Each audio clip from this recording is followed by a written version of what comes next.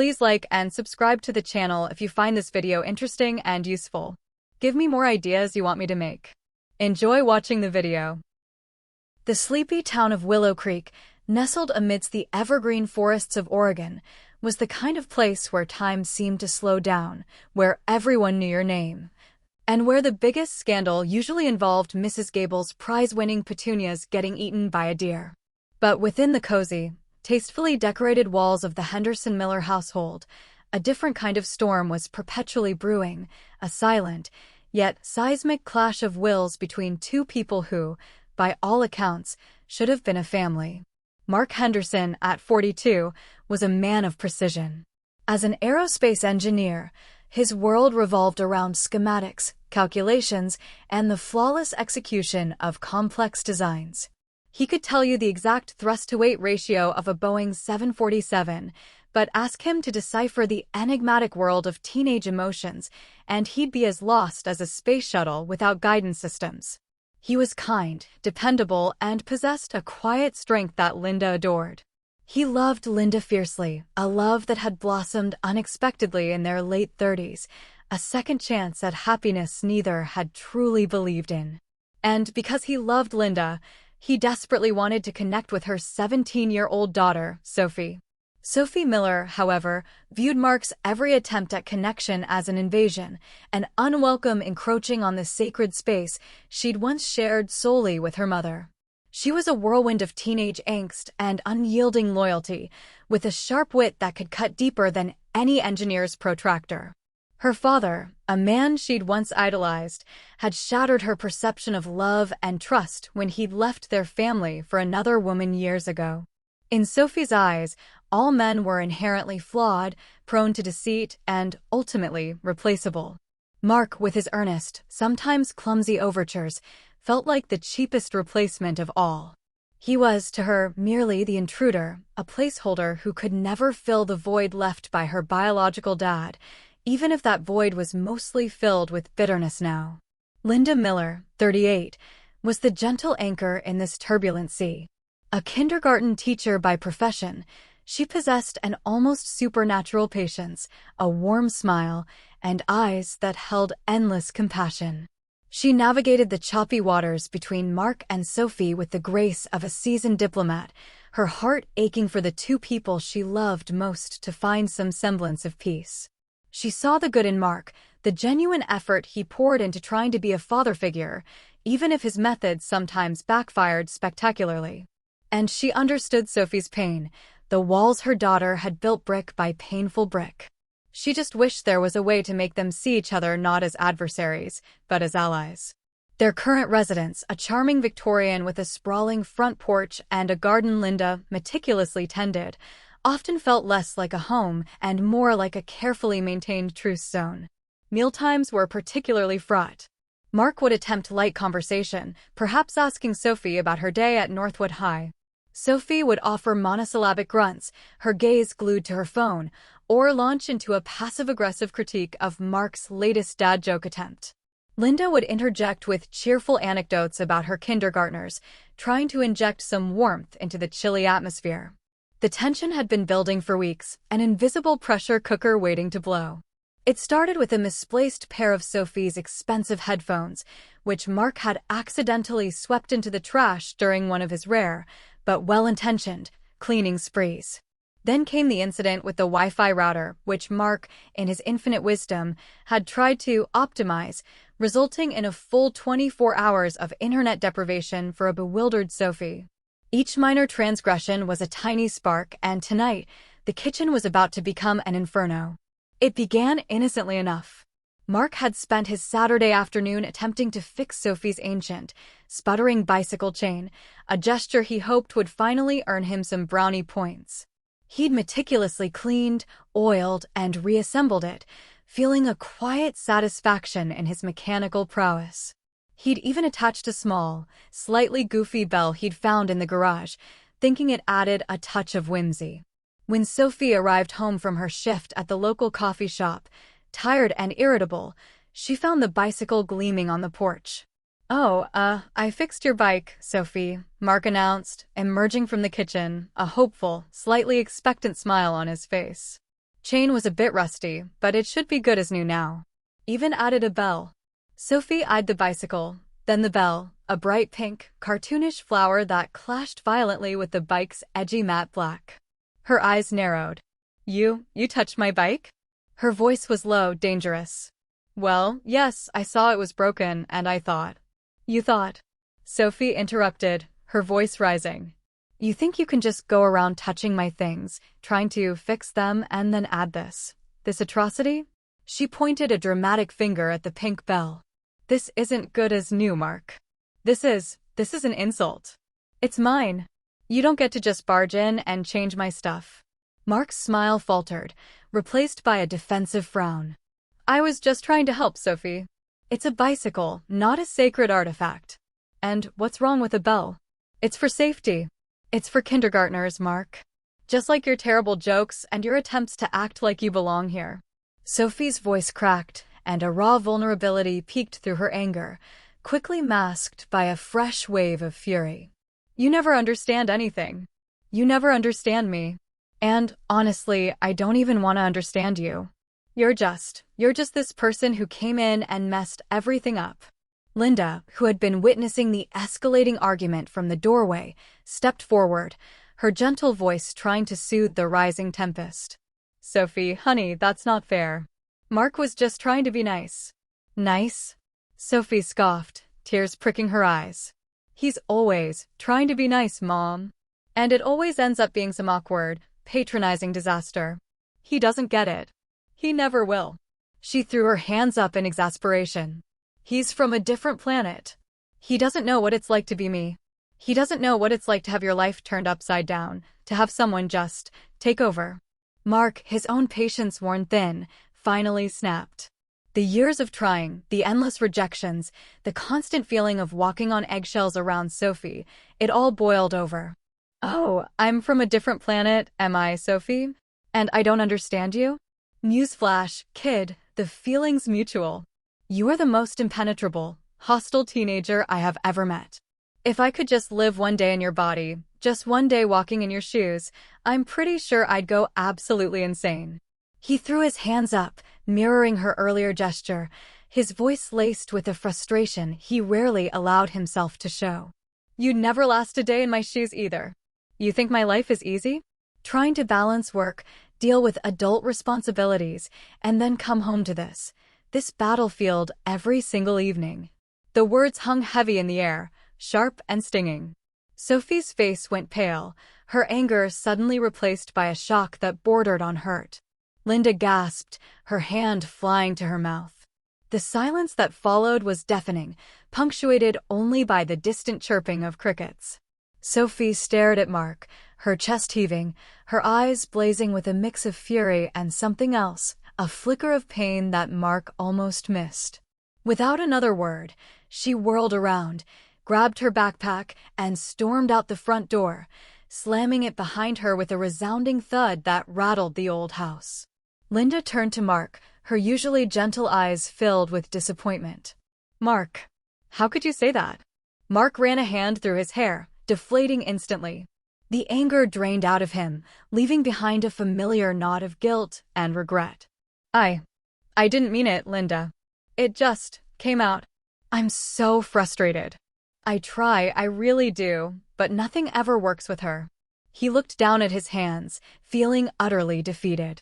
The bicycle bell, still affixed to Sophie's bike on the porch, seemed to mock his failed attempt at fatherly kindness. Linda sighed, shaking her head. I know, honey. I know it's hard.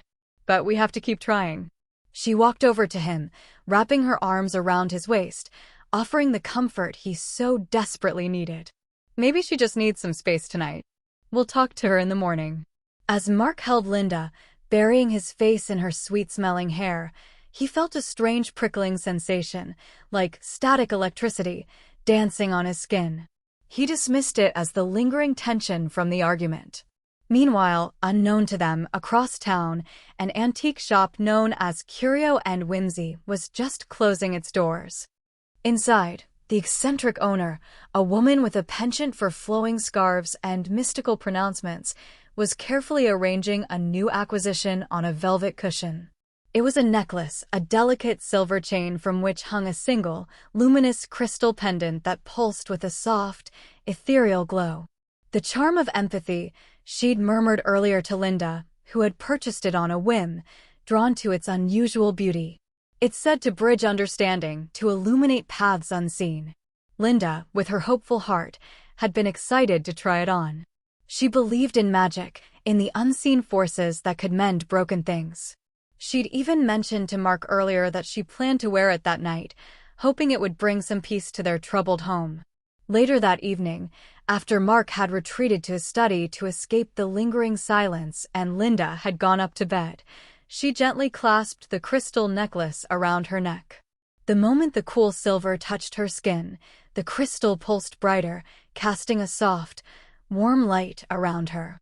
She closed her eyes, picturing Sophie, then Mark, sending out a silent wish for harmony, for understanding. And then, as if in answer to her deepest yearning, a brilliant, almost blinding flash of light erupted from the crystal, momentarily illuminating the entire room in an otherworldly glow. It pulsed once, twice, and then faded, leaving behind only the gentle, persistent hum of the house and the faint, residual scent of ozone. Linda, startled, touched the pendant, feeling a strange warmth emanating from it. She shrugged it off, attributing it to her imagination, a trick of the light. But somewhere, deep within the fabric of their little Willow Creek home, something fundamental had shifted. Mark, startled by the brief, intense flash of light from upstairs, had paused in his reading, wondering if a fuse had blown. Sophie, still fuming in her room, curled up under her duvet, oblivious. Unaware of the profound change that had just rippled through their shared reality, they both drifted off to sleep, their last thoughts consumed by the bitter argument and the chasm that separated them. They had both wished, in their own angry ways, to understand the other. And as fate, or perhaps the charm of empathy, would have it, their wish was about to be granted in the most unexpected and chaotic way imaginable. The quiet of Willow Creek settled once more, but beneath its tranquil facade, two souls were about to embark on a journey that would irrevocably alter their perceptions, challenge their assumptions, and force them to confront the true meaning of family. The stage was set for an unforgettable morning. The first sign that something was profoundly, unequivocally wrong wasn't the alarm clock, nor the familiar scent of Linda's coffee brewing. It was the feeling of wrongness itself, a disorienting jolt before conscious thought even fully registered. Mark, or what he thought was Mark, stirred. His body felt different. Lighter. Smaller. He tried to stretch, but his limbs felt oddly uncoordinated, almost alien. A strange, unfamiliar ache pulsed in his lower back, and his hair, usually a neatly trimmed silver, felt incredibly long, tangled, and heavy around his face. He blinked, trying to clear the lingering fog of sleep, and opened his eyes to a ceiling that was distinctly not his own. This ceiling was adorned with glow-in-the-dark stars, and directly above him hung a rather garish poster of a boy band he vaguely recognized from Sophie's room. Panic, cold and sharp, pierced through his grogginess. He shot upright in bed, only to find himself entangled in a duvet covered in what appeared to be unicorns and glitter. His breath hitched. This was Sophie's duvet. This was Sophie's room. But why? Was he dreaming? Had he sleepwalked? The last thing he remembered was drifting off in his own bed, feeling miserable after the argument. He swung his legs out of bed, expecting the solid, familiar feel of his size 10 feet hitting the cool wooden floor. Instead, two much smaller, daintier feet, adorned with chipped neon pink nail polish, emerged from under the covers. Mark stared at them, then slowly, tentatively, raised a hand to his face. His hand was slender, delicate, with long, painted fingernails. He touched his chin, smooth. No familiar stubble. His heart began to pound a frantic rhythm against his ribs. He scrambled to the full-length mirror leaning against the wall, dread coiling in his stomach. The reflection that stared back was not his own. It was Sophie, his stepdaughter. Her unruly brown hair pulled into a messy bun that was now half undone. Her sharp, intelligent eyes, wide with disbelief. Her slender frame, clad in oversized pajamas that read, "I woke up like this," in glittery letters. Mark let out a strangled yelp, a sound that was far too high-pitched to be his own voice. He clamped a hand over his mouth, his mind reeling. This can't be real. This is a nightmare. A really, really vivid, terrible nightmare. Across the hall, in what was usually Mark and Linda's master bedroom, Sophie also awoke to a profound sense of disorientation. Her body felt heavy, solid, taller than she remembered. Her first instinct was to stretch, but her arms felt thick, muscled, and a strange stiffness permeated her shoulders. She blinked, her vision momentarily blurry, and slowly registered the familiar, yet somehow alien, surroundings. The minimalist decor, the sensible wooden furniture, the framed photo of Mark and Linda smiling awkwardly at their wedding. This was Mark's side of the bed. She sat up, feeling a distinct weight shift in her chest that was entirely new. Her hand instinctively went to her face, expecting to feel the familiar smoothness of her own skin, perhaps a stray strand of hair. Instead, her fingers brushed against a rough, bristly texture. Stubble? She thought, perplexed. She rubbed her eyes, then touched her face again. Definitely stubble. And her hair felt short, thinning slightly at the crown. A tremor of unease snaked down her spine. She threw off the covers and swung her legs out of bed. Her feet, usually small and quick, were now large, almost clunky, encased in sensible, slightly hairy ankles. She looked down at her pajama pants, definitely Mark's striped flannel bottoms, far too big for her usual frame, now fitting perfectly. Sophie stumbled towards the ensuite bathroom, her heart hammering. The large, imposing figure reflected in the mirror made her gasp. It was Mark. His strong jawline, the faint lines around his eyes, his characteristic furrowed brow, currently furrowed with an expression of absolute horror. His receding hairline. His body, solid and middle-aged. And he was wearing her pajamas, or rather, the pajamas she now inhabited. What in the actual? The voice that erupted from her throat was deep, resonant, and unmistakably Mark's. She clapped a hand over her mouth, her eyes wide with a mixture of terror and utter bewilderment. No, no, no, this is impossible. This is a joke. Mom and Mark are playing some twisted prank on me. Downstairs, Linda was humming as she prepared her famous blueberry pancakes, completely oblivious to the existential crises unfolding above her. The charm of empathy lay forgotten on her bedside table, its soft glow now completely faded. A crash from upstairs, followed by a muffled yelp, made her pause, a spatula dripping with batter held midair. "Everything all right up there?" she called out cheerfully, assuming it was just Sophie, perhaps knocking something over in her usual morning rush. From Sophie's room, a high-pitched, almost squeaking voice replied, yeah. Just dropped my book." It sounded oddly strained, and a little too enthusiastic. From Mark and Linda's bedroom, a deeper, gruffer voice yelled back, "Everything's fine, Linda. Just a bit of a clumsy morning." This voice also sounded unnervingly tight, almost a grunt. Linda chuckled to herself. "Must be an off day for both of them," she muttered, returning to her pancakes. "At least they're talking to each other, even if it's just a shout across the hall." A small, hopeful smile touched her lips. Maybe the air had cleared after all. Upstairs, chaos reigned supreme. Mark, in Sophie's body, was hyperventilating, staring at himself, at Sophie, in the mirror. "This is not happening. This is not happening. I'm Mark Henderson, aerospace engineer. I design propulsion systems. I do not wear glitter pajamas and have these."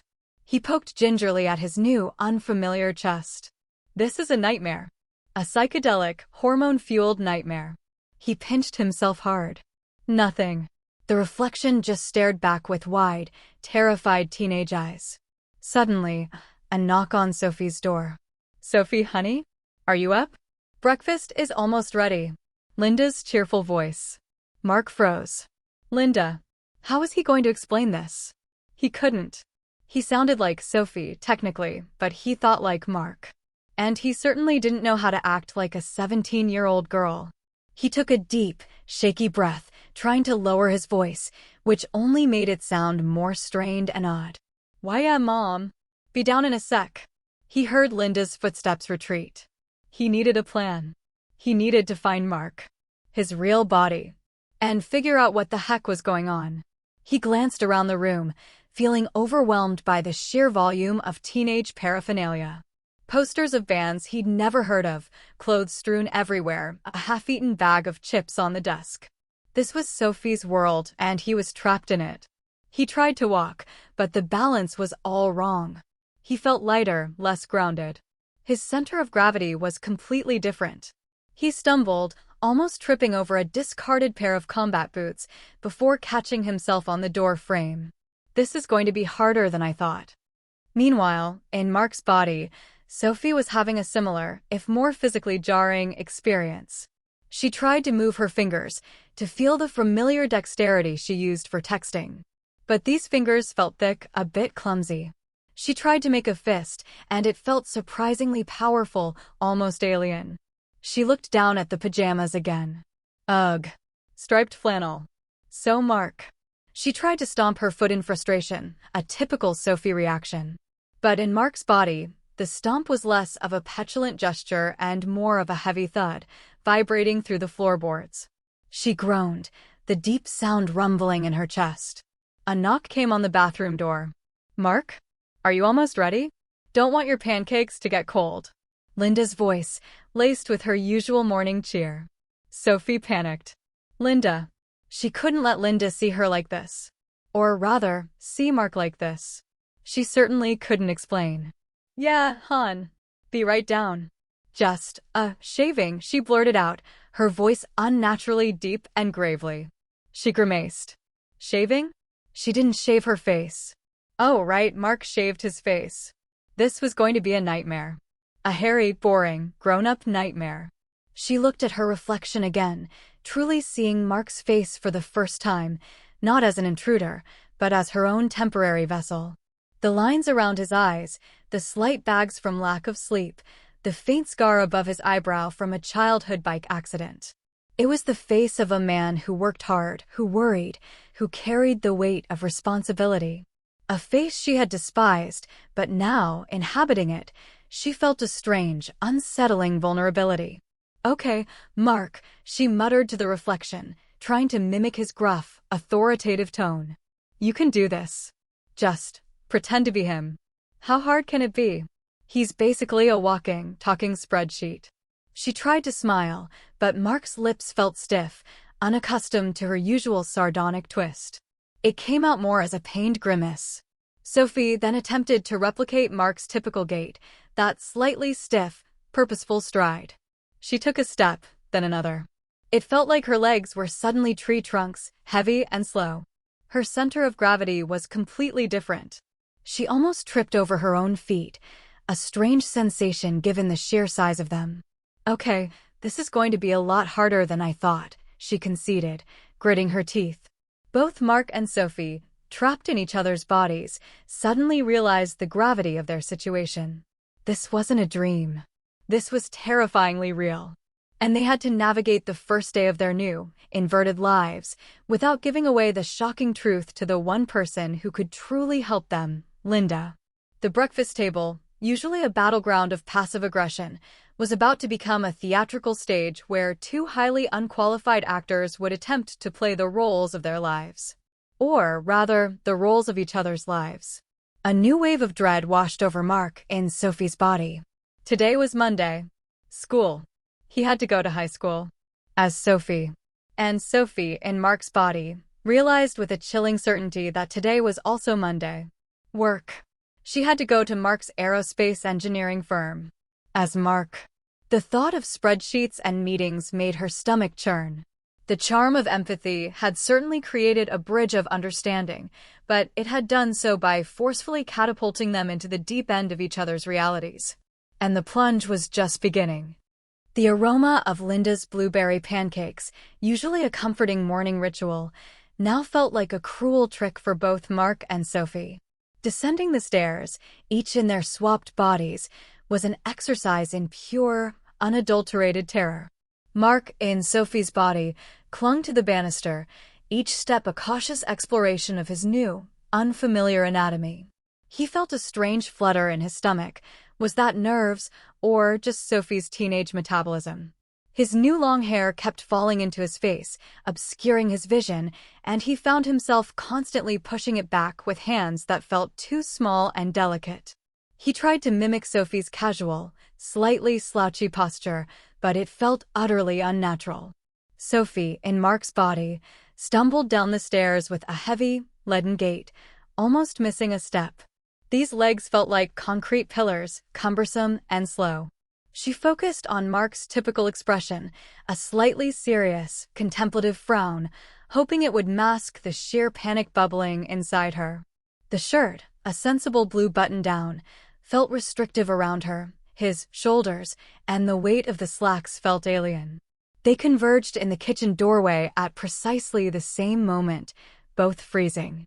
Linda, flipping a pancake with practiced ease, looked up, a bright smile gracing her lips. "Good morning, you two."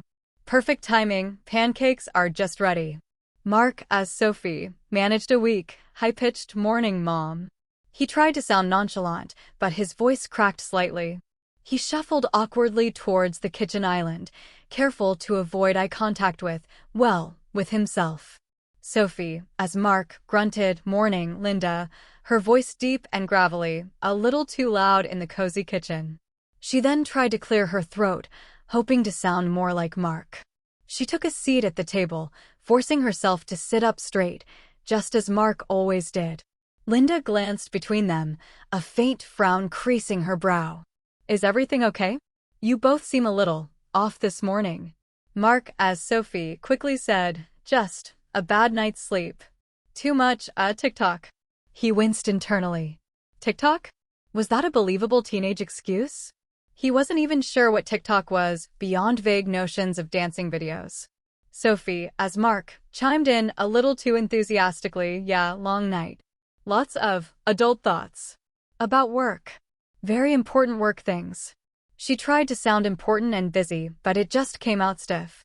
Linda gave them another odd look. "Okay, well, eat up.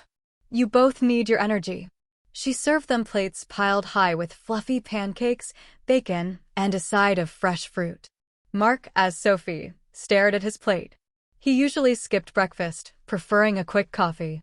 But Sophie was a growing teenager. He remembered Linda often complaining Sophie didn't eat enough. He picked up the fork, feeling the lightness of the handle in his new, smaller hand. He cut into a pancake, and the fork felt strangely dainty. He brought it to his mouth, trying to make small, polite bites, as he imagined Sophie might.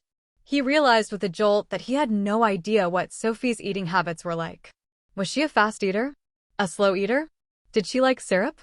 He poured a generous amount of syrup, hoping for the best. Sophie, as Mark, picked up her fork, feeling its weight, almost like a miniature tool. She usually scarfed down her food in minutes. But Mark was always so deliberate. He ate slowly, thoughtfully. She took a small bite, then another. The pancakes tasted good, but the act of eating felt like a performance. She watched Mark, as Sophie, out of the corner of her eye, trying to gauge his performance.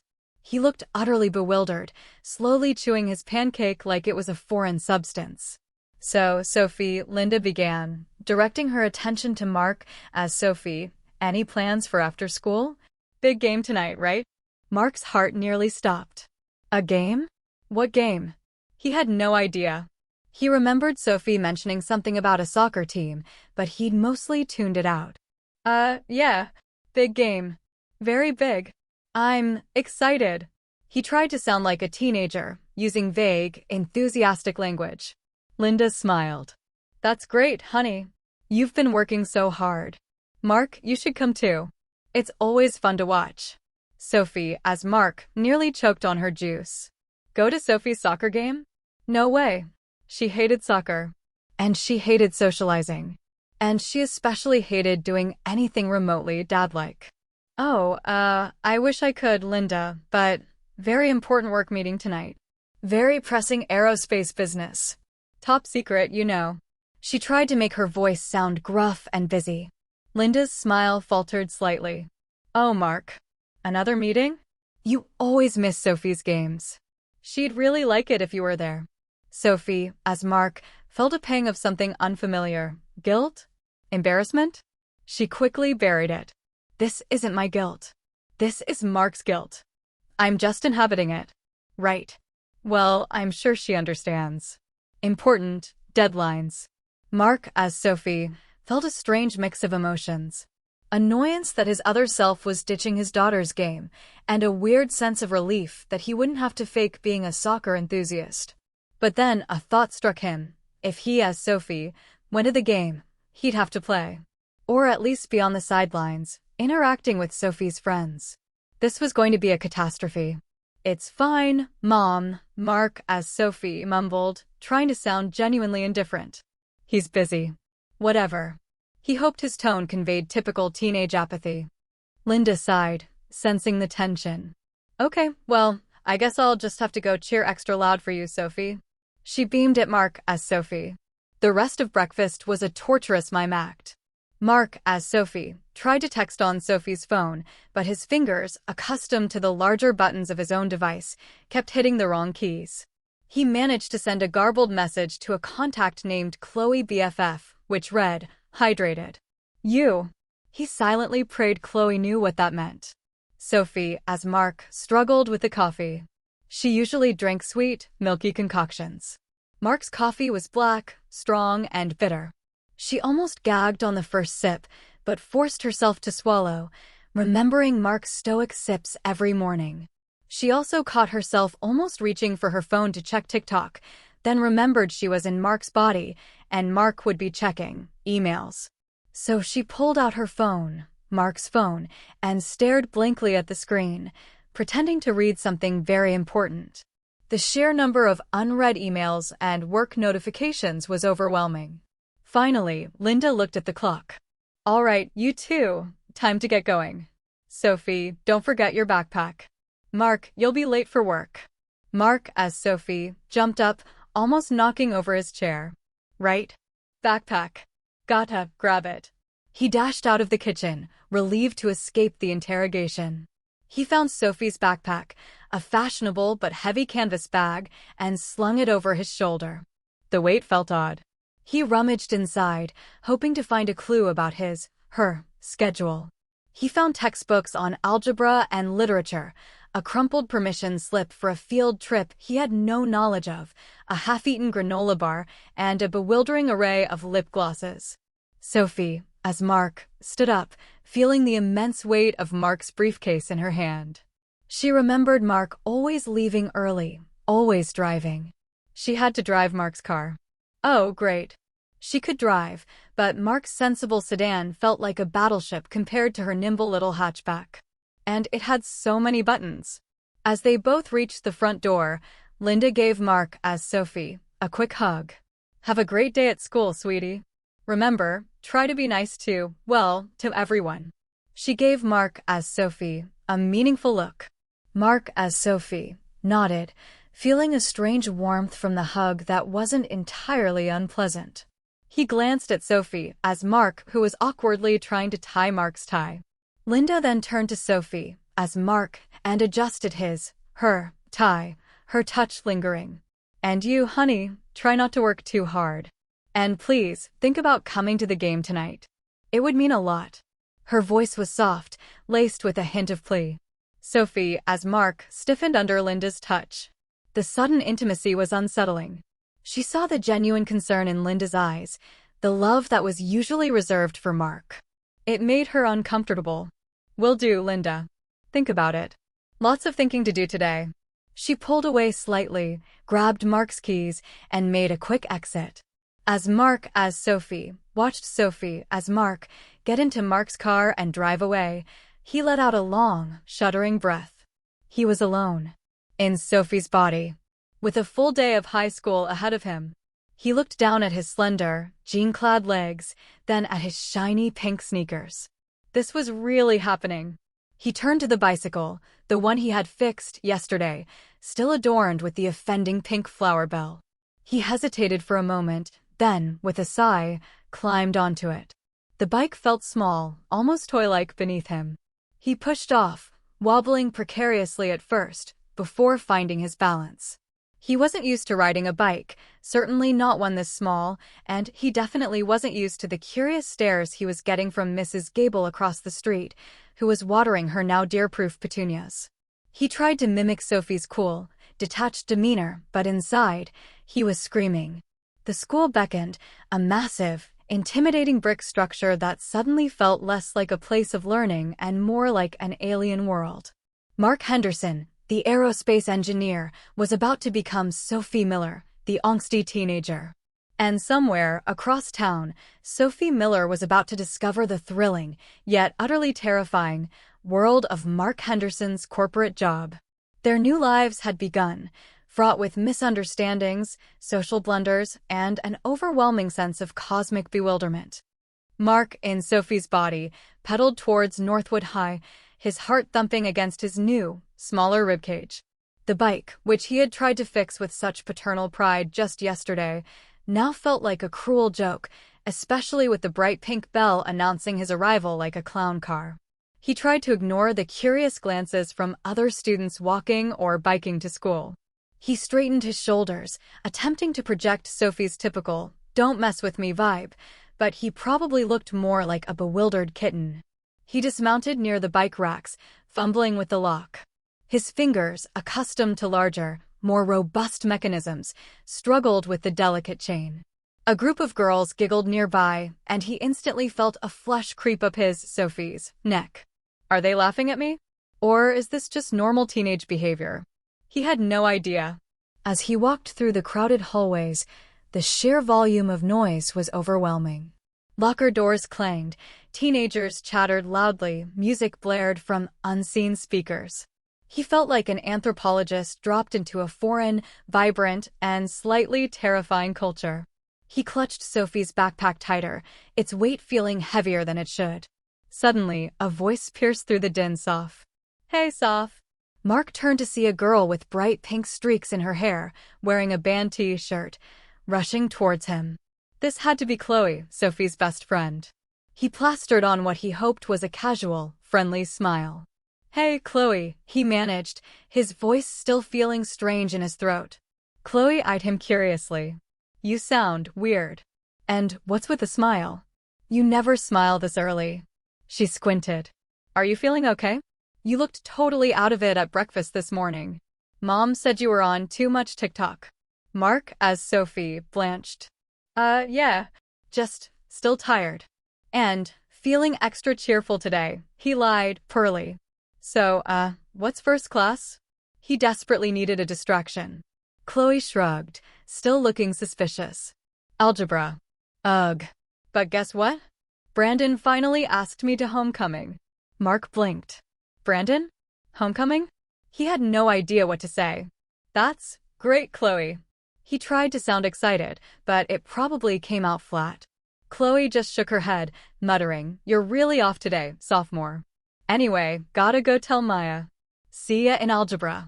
She darted off, leaving Mark even more bewildered. Homecoming. Another thing I know nothing about. The school day was a blur of excruciating social encounters and academic challenges. In algebra, Mark, an engineer, usually excelled at math. But sitting in Sophie's desk, surrounded by teenagers, the textbook seemed written in a foreign language. He understood the concepts, but the specific problems, the way they were taught, and the casual, often irreverent classroom atmosphere were disorienting. He found himself answering questions with an engineer's precision, only to receive blank stares from his classmates and a mildly impressed, but puzzled, look from the teacher. He had to dial it back, pretending to struggle with equations he could solve in his sleep. Lunch was even worse. He found himself sitting at a table with Chloe and Maya, trying to participate in a conversation about crushes, TikTok dances, and the latest school gossip. He felt completely out of his depth. He tried to mimic Sophie's usual curt responses, but every now and then, a truly Mark comment would slip out, like when he analyzed the cafeteria's nutrient-to-calorie ratio, earning him another round of baffled stares. Then came the real test, physical education. Mark, a man who preferred a quiet jog or a solitary session on the elliptical, was forced to play dodgeball. In a small, nimble body, he found himself surprisingly agile, but his competitive engineer's spirit, accustomed to strategy and precision, clashed with the chaotic, unorganized nature of the game. He ended up hitting a girl in the face with a ball, accidentally, of course, leading to a trip to the nurse's office and a very apologetic Mark, as Sophie, trying to explain himself. I swear, it was an accidental trajectory miscalculation. Later, in English class, while analyzing a poem about existential dread, Mark found himself actually feeling the angst. The pressures of being a teenager, the constant social navigation, the insecurities, the intensity of emotions, it was all suddenly incredibly vivid. He saw the subtle eye rolls, heard the whispers, felt the weight of unspoken expectations. He understood why Sophie had built such a formidable wall around herself. Being a teenager was brutal, and the emotional scars he sensed within Sophie were deep, probably from her father's betrayal. He started to see his daughter, not just as a defiant teenager, but as a wounded, vulnerable soul. The constant pressure to be cool or normal was exhausting. Meanwhile, Sophie, in Mark's body, arrived at Aerodynamics, Mark's aerospace engineering firm, a sleek, glass-and-steel monolith that looked like something out of a sci-fi movie. She felt a surge of nervous excitement mixed with dread. This was her chance to prove Mark's life was easy. She walked through the lobby, feeling the eyes of the receptionist, Brenda, on her. Brenda was a cheerful woman in her 50s who always greeted Mark with a warm smile. "Morning, Mr. Henderson. Ready for a big day?" Sophie, as Mark, managed a curt nod. "Morning, Brenda. Always ready." She tried to sound confident, professional. Brenda gave her a curious look, probably unaccustomed to Mark's usual pleasantries being so abrupt. She navigated the maze of cubicles and offices, trying to remember Mark's route to his office. She found it, a spacious corner office with a panoramic view of the city. Inside, it was exactly as she imagined, meticulously organized, with diagrams of complex machinery pinned to a corkboard and a small model of a rocket on his desk. So boring, she thought, but a flicker of something else, admiration for the sheer complexity of it all, quickly followed. She sat down at the large, ergonomic desk, feeling dwarfed by the chair. She powered on Mark's computer, and a flood of emails instantly bombarded the screen. Technical jargon, project updates, meeting requests. It was a dizzying torrent of information she couldn't comprehend.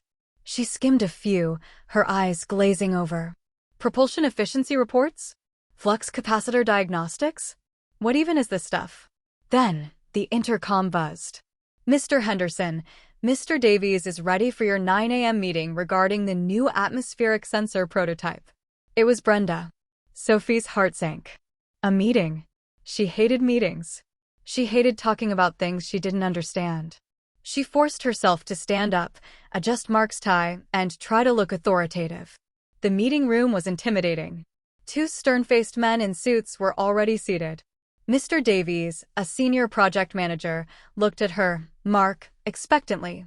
"Morning, Mark. Ready to review the sensor's performance data?" Sophie, as Mark, gulped. "Performance data?" She knew nothing about sensor performance data. "Absolutely, Mr. Davies." Eagerly anticipating it. "Very analytical data," she bluffed, hoping her deep voice sounded convincing. Mr. Davies raised an eyebrow. "Right. Well, let's look at the thermal stress metrics. As you can see from the projected graph, we're seeing a significant anomaly in the ambient temperature fluctuations at extreme altitudes. Your thoughts, Mark?" He gestured to a complex graph on the screen. Sophie, as Mark, stared at the graph. It looked like a tangled spaghetti monster. She had no idea what any of it meant. She cleared her throat. Yes. A significant anomaly indeed. Very anomalous. Perhaps we should consider calibrating the recalibrator. She winced internally. That sounded completely made up. Mr. Davies and the other man exchanged a bewildered glance. "Recalibrator," Mr. Davies repeated slowly. "Mark, are you feeling all right?" Your analysis usually involves much more specific terminology. Sophie, as Mark flushed. Just thinking outside the box, Davies. Innovative approaches, you know. Disrupting the paradigm. She tried to sound confident, but her mind was racing. Mark does this every day? This is actually his job? No wonder he's always so stressed. The meeting continued for what felt like an eternity, with Sophie, as Mark, nodding sagely, making vague, nonsensical comments and desperately trying to hide her complete ignorance. She almost caused a minor panic when she suggested just kicking the sensor to see if it would start working better, a phrase that earned her incredulous stares and a polite, but firm, suggestion from Mr. Davies that they reevaluate their coffee intake. Later, in the break room, Sophie, as Mark, tried to make a cup of coffee. Mark's coffee maker was a complex, industrial-grade machine with multiple settings. She ended up making a lukewarm, watery concoction that tasted like dishwater. She longed for her usual caramel latte. She also found herself observing Mark's colleagues. They seemed genuinely respectful of him, often coming to him with questions or seeking his advice. She overheard two junior engineers talking about a particularly difficult problem they were facing. Mark would know how to fix this, one said. He's a genius when it comes to systems integration. A strange feeling stirred within Sophie. A flicker of pride, perhaps? She had always dismissed Mark's job as boring and his intelligence as merely book-smart. But seeing the respect he commanded, the genuine skill he possessed, she began to see him in a new light. This wasn't just a job. It was a complex, demanding field that required a sharp, analytical mind. Mark wasn't just some bumbling dad. He was a highly capable professional. The world, from his perspective, was far more intricate and challenging than she had ever imagined. As the day wore on, both Mark and Sophie found themselves grappling not just with the logistical nightmare of their swapped lives, but with a profound shift in their understanding of each other. Mark saw the raw emotional landscape of adolescence, the constant pressure, the quiet hurts that Sophie carried. Sophie saw the relentless demands of adulthood, the intellectual rigor of Mark's work, and the silent responsibilities he bore. The charm of empathy was working, all right, by forcing them to walk, quite literally, in each other's shoes, whether they liked it or not. And the day was far from over. The final bell at Northwood High rang like a reprieve for Mark in Sophie's body. He practically sprinted out of the school, desperate to escape the relentless social gauntlet. He had survived classes, dodgeball, and countless awkward conversations about trending TikToks and obscure pop culture references. He understood now why Sophie often came home exhausted and withdrawn. Teenage life was an emotional and social minefield. As he was about to retrieve the bicycle, Chloe and Maya intercepted him. "Soph, don't forget, practice is at 4. Coach said if you miss another one, you're benched for the whole week." Chloe chirped, holding up a soccer ball. Mark's stomach dropped. Practice? Right. Soccer. The game tonight. He had completely forgotten. He knew nothing about soccer, let alone playing it as a 17-year-old girl. His aerospace engineer brain could calculate trajectories, but that was for rockets, not for kicking a spherical object into a net while running around. Oh, right. Practice. Totally remembered that. Mark, as Sophie, bluffed, trying to sound enthusiastic. Lead the way. Soccer practice was a humiliating ordeal. Mark, normally coordinated in his own body, found Sophie's lighter frame surprisingly agile, but his brain couldn't quite connect with his new limbs for complex maneuvers. He consistently kicked the ball in the wrong direction, tripped over his own feet, and once, during a drill, accidentally headed the ball straight into the face of a startled teammate, earning him another trip to the school nurse, albeit a much quicker one this time. He overheard snippets of conversation from Sophie's teammates. "Soph seems totally out of it today," one whispered. "Yeah, like she's never played soccer before," another giggled.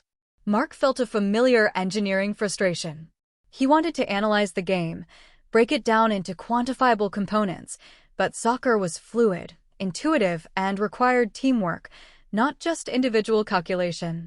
He realized Sophie was actually pretty good, or at least, she usually was. He was just a terrible imitation.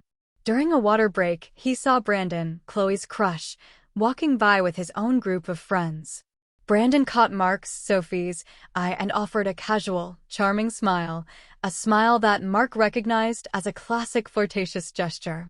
Mark, who was still mentally calculating the optimal angle for a corner kick, simply stared blankly back, utterly clueless. Brandon's smile wavered, and he quickly looked away, looking confused. Chloe nudged Mark as Sophie. Soph. Brandon was totally checking you out. Why did you just stare at him like you were analyzing a new asteroid trajectory? Mark as Sophie flushed. I was just admiring his form. Very athletic. He felt like an idiot. He was supposed to be a teenager, dealing with crushes and social cues. He was failing spectacularly. He realized Sophie had to navigate this constant dance of attraction and friendship every single day. It was exhausting, and sometimes, he mused, probably a little heartbreaking. Back at Aerodynamics, Sophie, in Mark's body, was barely holding it together. The afternoon was even more intense than the morning. Another meeting, this time with a team of junior engineers, where she had to approve design revisions for a new prototype. As you can see, Mr. Henderson, a young engineer named David explained, pointing to a 3D model on a massive screen, we've optimized the thrust vectoring system by reducing the gimbal angle by 1.7 degrees, which should increase fuel efficiency by approximately 0.3%. We need your final sign-off for manufacturing. Sophie, as Mark, stared at the complex model, then at the numbers. 1.7 degrees? 0.3%? What even is a gimbal angle? She felt a cold sweat prickle her hairline. She couldn't just kick the sensor again. This was a real, tangible project with real, tangible consequences. She cleared her throat, trying to channel Mark's stern, discerning aura. She grunted. Interesting. Very, numerically precise. But have you considered the kinetic displacement of the atmospheric particulates? She randomly pointed at a part of the model. David, the young engineer, blinked. Atmospheric particulates, sir? In a vacuum environment? I'm not sure I follow. Sophie, as Mark, panicked. She had no idea what she was talking about. She just remembered Mark using big words sometimes. It's a theoretical postulate, David. Always good to consider the unseen variables. Just run the simulations again. With a focus on particle integrity. She tried to sound profound, hoping they'd just do what she said and leave. David, looking utterly bewildered but respectful, nodded. Understood, Mr. Henderson. Particle integrity. We'll get right on that. As the engineers left, Sophie slumped back in Mark's chair, letting out a long, shaky breath. Particle integrity, she mumbled to herself. What a load of crap. She felt a wave of profound respect for Mark. He actually understood this stuff. He could see beyond the surface, into the intricate workings of complex systems. Her own life, filled with school, friends, and social media, suddenly felt incredibly shallow in comparison. This was a world of real consequence, real innovation. And Mark was good at it. More than good, he was a leader, a mentor. She saw the quiet dedication, the meticulous attention to detail, the sheer mental horsepower it took to succeed here. The afternoon wore on, a series of near misses and desperate improvisations. She accidentally sent an email with the subject line, OMG P-less HLP, to the entire engineering department, quickly deleting it before anyone noticed. She almost spilled coffee on a crucial blueprint. And she discovered the hidden stash of emergency chocolate in Mark's desk drawer, which she promptly devoured, feeling a strange mix of guilt and satisfaction. So he does have a secret vice. As 5 p.m. approached, Sophie, as Mark, heard Linda's voice from her office phone. Mark? Hi, honey. Just wondering if you'd reconsider coming to Sophie's game tonight? It's really important to her. And I think she'd really appreciate seeing you there. Her voice was soft, hopeful.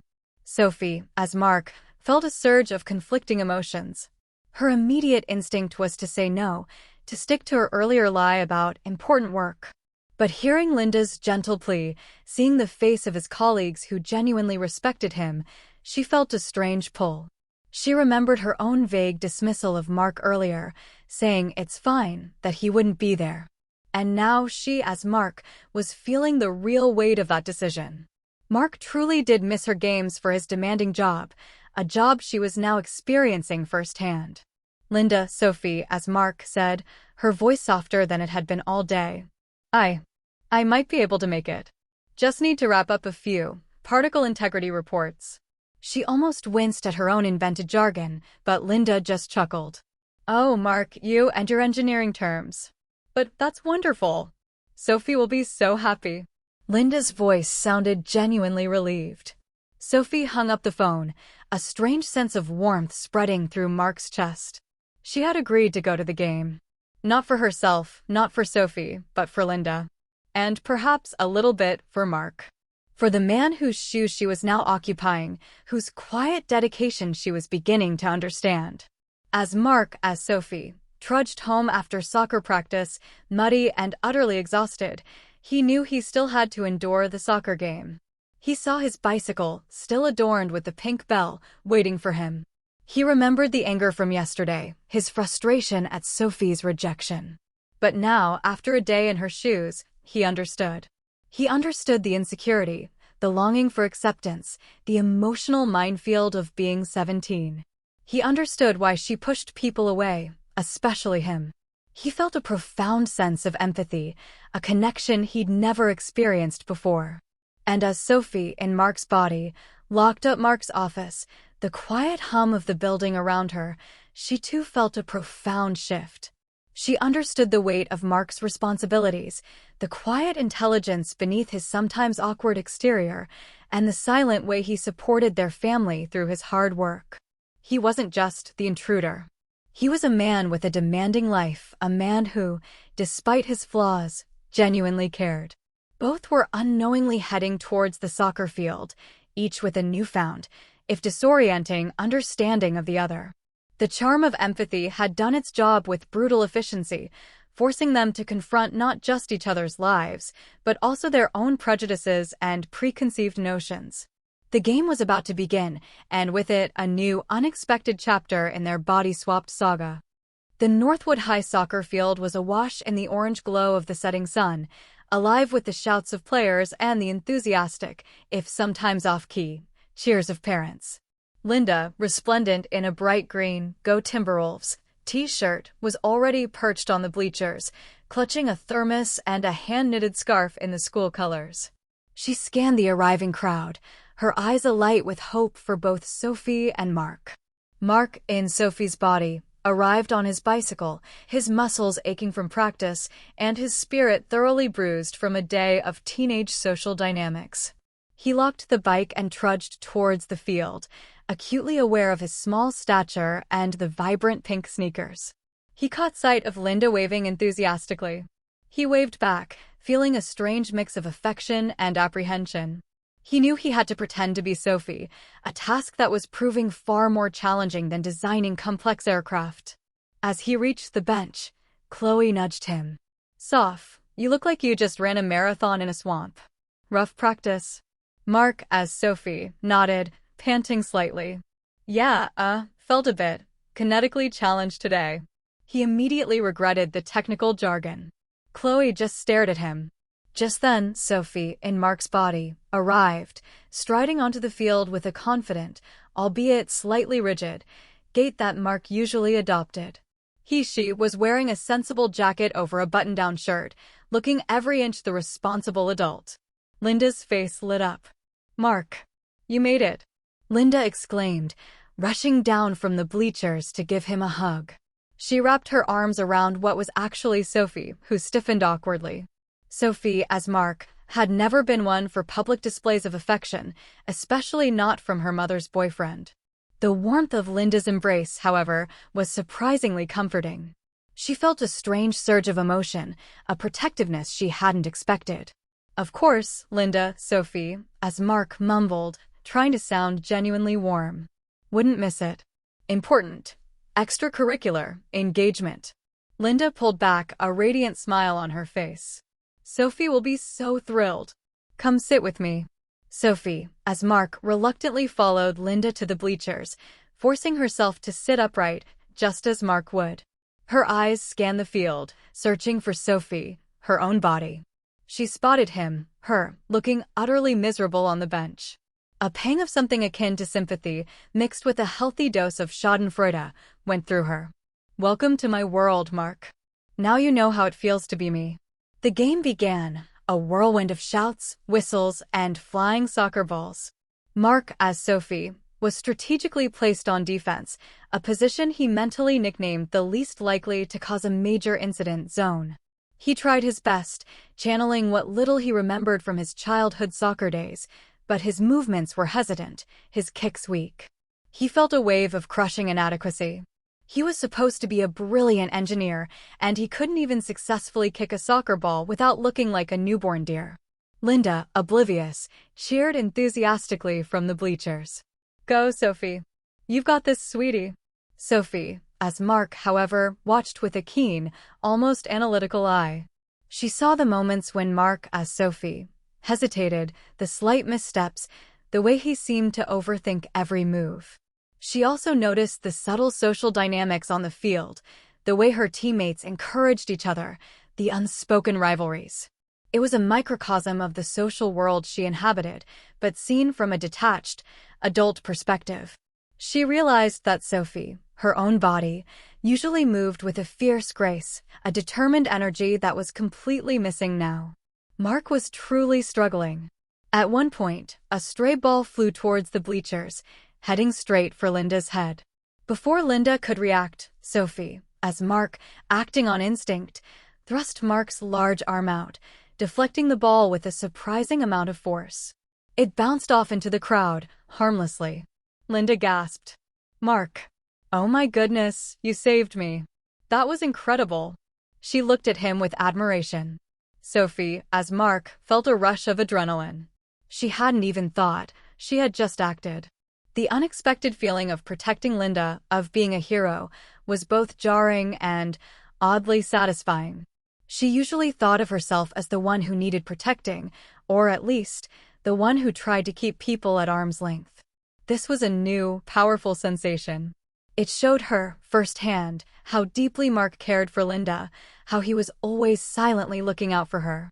He was more than just a boyfriend, he was a protector. During halftime, Mark, as Sophie, dragged himself off the field, drenched in sweat and feeling utterly defeated. He spotted Sophie, as Mark, talking animatedly with Linda. He walked over, trying to catch his breath. Linda immediately hugged Mark, as Sophie. You're doing great, sweetie. Keep it up. She then turned to Sophie, as Mark. Isn't she doing wonderful, Mark? Sophie, as Mark, looked at Mark, as Sophie, a flicker of something unreadable in her eyes. She's, certainly, trying her best, Linda. Her spatial awareness needs some optimization. She almost smirked. Mark, as Sophie, glared at her former self. And your social graces could use a system upgrade, Mark, he hissed back in a low voice only she could hear. The second half began, and Mark, as Sophie, was determined to do better. He focused, not on complex engineering calculations, but on simply watching the ball, anticipating moves.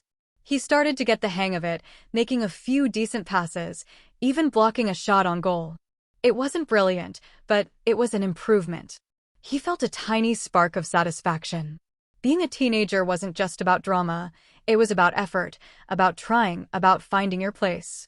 And he was finally starting to understand Sophie's quiet determination on the field. As the game wound down, the score was tied. In the last minute, a teammate passed the ball to Mark, as Sophie. He saw an opening, a narrow window of opportunity. All his engineering instincts screamed at him to calculate the angle, the force, the trajectory. But instead, he just kicked hard. The ball soared through the air, curving just past the goalkeeper's outstretched hands and into the net. Goal. The whistle blew. Game over. They had won. The team erupted in cheers, mobbing Mark, as Sophie. He felt a dizzying mix of elation and disbelief. He had scored. He, Mark Henderson, had scored the winning goal in a teenage soccer game. He saw Linda jumping up and down in the stands, beaming with pride. And then he looked at Sophie, as Mark. Sophie, as Mark, was clapping slowly, a look of genuine surprise and perhaps a hint of admiration on her face. Later, as they were packing up, Mark, as Sophie, overheard Linda talking to her friend, Mrs. Gable, near the bleachers. "I don't know what's gotten into them," Linda mused, a soft smile on her face.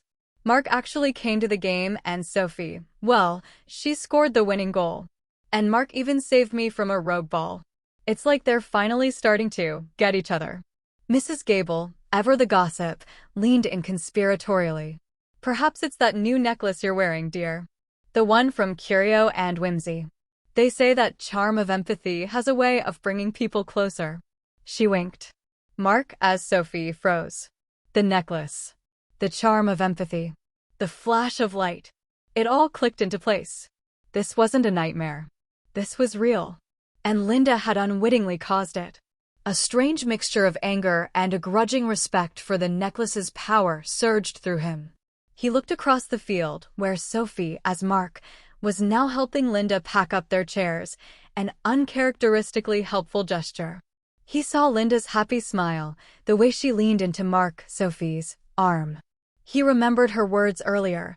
"He's not perfect, but he's never made me cry, and he loves Sophie like his own." And then, he remembered Sophie's raw anger yesterday. "He's just this person who came in and messed everything up." He, as Sophie, looked down at his muddy cleats, then up at his other self. He saw the subtle gestures, the way Sophie, as Mark, was trying to be solicitous towards Linda. He suddenly understood. Sophie wasn't just angry at him for being an intruder. She was deeply wounded by her past, protective of her mother, and terrified of being replaced or hurt again. And he, in his awkward attempts to connect, had only reinforced her fears. Sophie, in Mark's body, also had a moment of profound realization. After the game, she had heard snippets of conversation from the other parents, talking about Mark. "He's a good man, always supports Linda," one said. "Works hard, keeps that family afloat," another added. She saw the genuine admiration in Linda's eyes, not just for Mark's protectiveness, but for his steady presence, his quiet strength. Linda's earlier words echoed in her mind. "He may not be perfect, but he's never made me cry, and he loves Sophie like a daughter." The thought hit her with the force of a physical blow. Mark didn't want to replace her father. He simply wanted to be a father to her. He genuinely loved her mother, and by extension, he genuinely wanted to love and be loved by Sophie. The constant, quiet efforts, the awkward dad jokes, the attempts to fix her bike, they weren't intrusive, they were expressions of love. Unskillful, perhaps, but undeniably sincere. As the last vestiges of sunset faded, casting long shadows across the field, both Mark and Sophie stood on the cusp of a deeper understanding. The soccer game, usually a point of contention, had become a catalyst. The charm of empathy had worked its magic, not just by swapping their bodies, but by forcing them to confront the unspoken truths and hidden depths of each other's lives. They were seeing each other, truly seeing each other, for the first time. And what they saw was far more complex, vulnerable, and, ultimately, far more human than they had ever imagined. The journey wasn't over, but the path to true connection was finally being forged.